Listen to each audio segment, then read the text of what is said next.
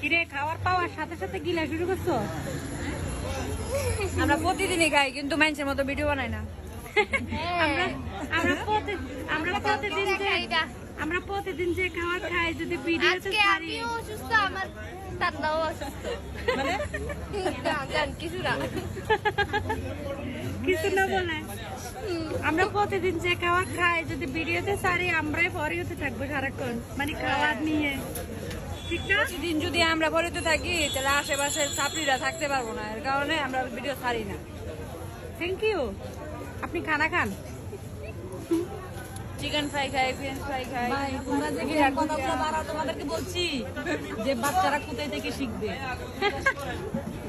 বাচ্চারা তো দেখে শিখতে হবে। আমি বুঝো না বাচ্চাদেরকে নিয়ে কেন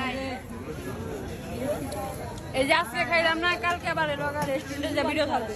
গাইয়া ভূত সব কয়টা আসে স্মার্ট হয়েছে।